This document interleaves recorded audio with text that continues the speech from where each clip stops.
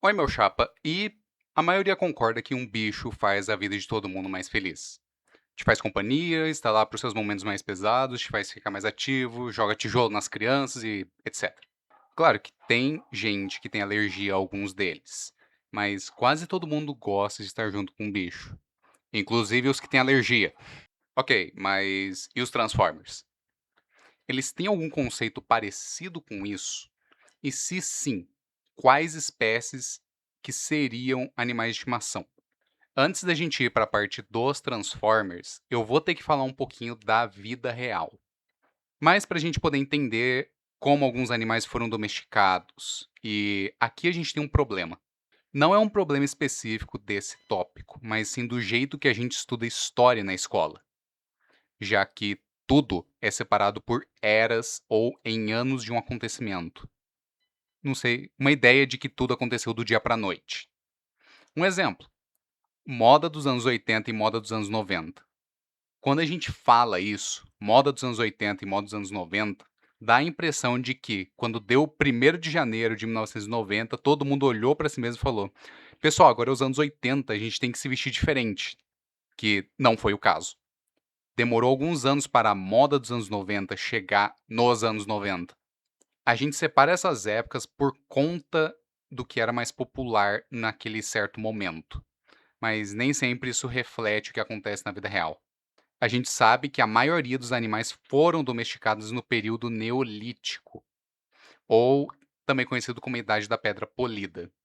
Foi nesse tempo que surgiu a agricultura e que o ser humano começou a ficar mais parado, formando o que seriam as primeiras civilizações, ou os protótipos das primeiras civilizações. A gente aprende na escola que a passagem do período Paleolítico para o Neolítico foi há 10 mil anos antes de Cristo, que dá a impressão de que, do dia para a noite, surgiu a agricultura e todos os animais já foram domesticados. Mas a gente sabe que não foi o caso. Vários animais, como burros, cavalos, porcos, demoraram muito para serem utilizados pelo ser humano. Tá, mas qual que é o meu ponto em trazer essas informações aqui? Bem, é simples. Cada cultura e cada região teve necessidades diferentes e meios diferentes para atingir o mesmo objetivo. Com Transformers, eu acredito que seja uma situação parecida. Não é que toda colônia ou todo Transformer vai ter o mesmo animal domesticado, mas sim cada um vai ter necessidades diferentes e situações diferentes do porquê ele queria domesticar aquele animal. Então, com isso, temos que falar do Big Convoy na sala de estar. Como que um Transformer pode ter um pet ou um animal de estimação? Já que, bem, na vida real, a gente tinha necessidades para um animal de estimação, como comida, leite, transporte, entre outros. Na maioria das mídias, eles não aparecem usando animais para conseguirem sobreviver, já que eles acabam fazendo manualmente a maioria das funções de alguns animais. A comida deles é minerada no próprio planeta, eles não usam roupas, sim, todos eles estão pelados, mas tem um argumento a ser feito para transporte, já que algumas vezes a carga pode ser muito pesada para eles ou eles não têm condições de transformar sem sofrer algum tipo de dor.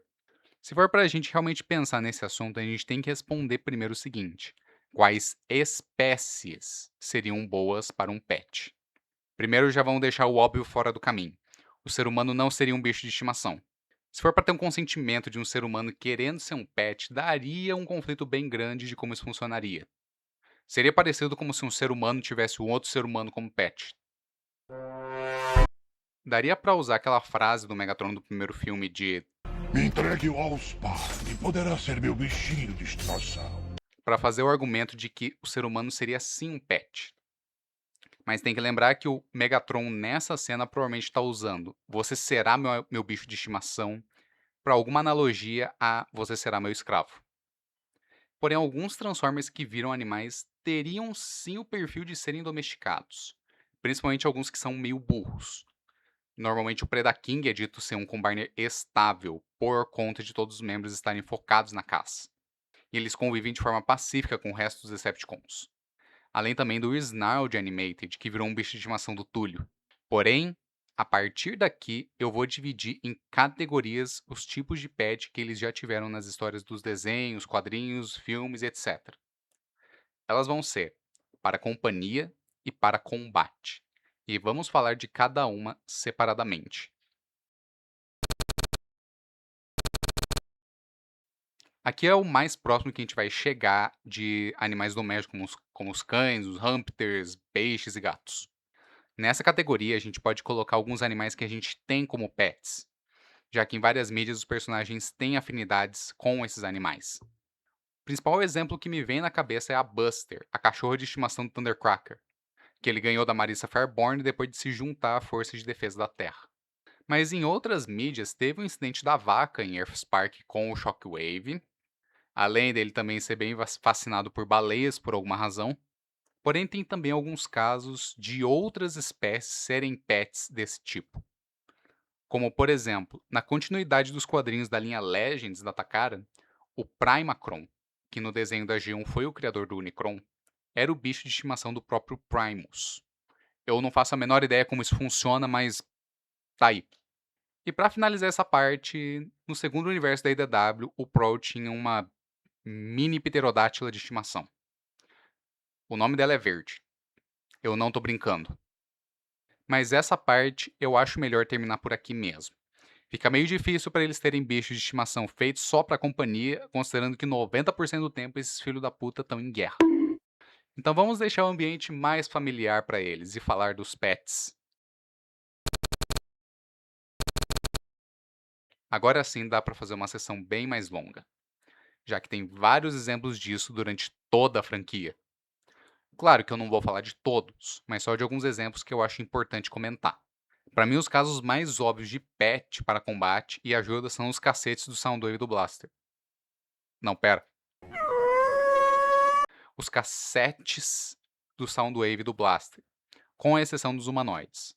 Eles são um caso interessante, já que tem várias vezes que eles têm uma consciência própria, como no Ravage da IDW, Laserbeak do terceiro filme, mas em outras eles se comportam como bichos mesmo, como no resto da G1, Ravage do segundo filme, Laserbeak de Cybertron, as guitarras de Animated, etc. E mesmo que a maioria deles sejam muito bons para combate, o Soundwave em específico demonstra como eles podem ser usados para espionagem e infiltração. Isso é uma coisa bem constante com ele, e eu acho que ele usa esse conceito bem melhor do que o Blaster. Porém, o que acaba sendo mais interessante são os casos que não têm essa relação simbiótica que o Soundwave e o Blaster têm. E o maior exemplo disso, para mim, são os Insecticons, que, em boa parte das vezes, dá pra ver que eles são uma espécie domesticada. Não os três principais, e muito menos aqueles outros quatro. Eles são outra história, mas a espécie dos Insecticons em geral. Várias mídias demonstram isso, como Transformers Prime, Transformers Devastation, os jogos de Fall of Cybertron e até na IDW teve um Autobot que domesticou um Insecticon. Esse é Bob, o bicho de estimação do Sunstreaker e, sinceramente, o meu favorito desse vídeo inteiro. Não só porque eu sou um pouco viciado nas cores preto e roxo, mas também porque ele faz sentido como um pet. É uma espécie nativa de Cybertron que já foi mostrada com altos níveis de inteligência, mas que, por conta de algumas circunstâncias, acabou virando dócil para esse filho da puta. Ele é o cachorro dos Transformers, enquanto o Ravage é o gato. Ele usava isso para tentar achar o resto dos membros dos Insecticons para evitar eles ou para confrontar. Mas se for pra gente falar de combate, então eu tenho que citar o Shockwave do terceiro filme com essa monstruosidade. Esse é o Driller, a maior espécie subterrânea de Cybertron e o pet pessoal do Shockwave, que consegue causar uma quantidade enorme de caos no filme. Eu amo as cenas do Driller e do Shockwave do terceiro filme. Legitimamente minhas partes favoritas. E só porque eu tenho esse espaço, eu tenho que falar que essa cena é foda. E o Driller também serviu como uma bela de uma luta no jogo do terceiro filme. Eu ainda tô triste que esse jogo não foi lançado para outras plataformas. Vai se fuder, Activision. E não tem outro jeito de eu falar isso, mas esse cara é uma minhoca. Se ela fosse do universo do Godzilla. Minhoca é um bicho que cava a terra pra comer e cagar. Esse cara é literalmente uma minhoca gigante. E é foda. E também tem uma aparência similar a essa imagem conceitual de um Decepticon aquático.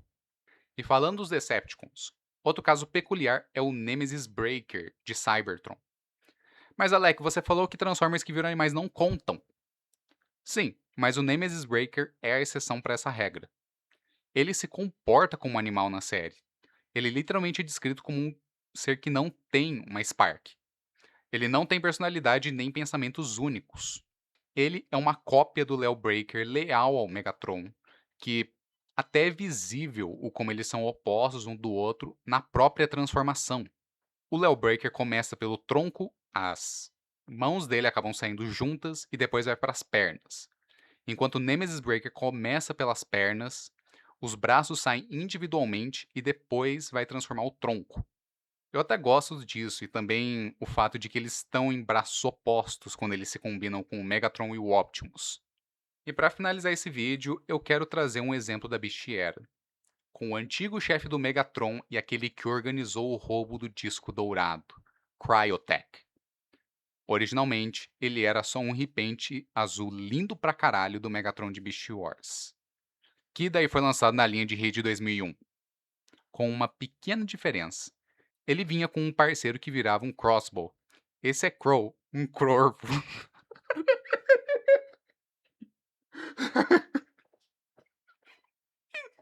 Ai, desculpa. Esse é Crow, um corvo descrito como o pet leal do Cryotech que chegou a absorver o poder de Primus e virar um monstro gigante que lutou contra os Wreckers nos quadrinhos da 3H. E é só isso mesmo, eu queria citar ele porque eu gosto do Cryotech. Tá, então qual foi meu ponto nesse vídeo inteiro? Quais são os pets dos Transformers, afinal de contas?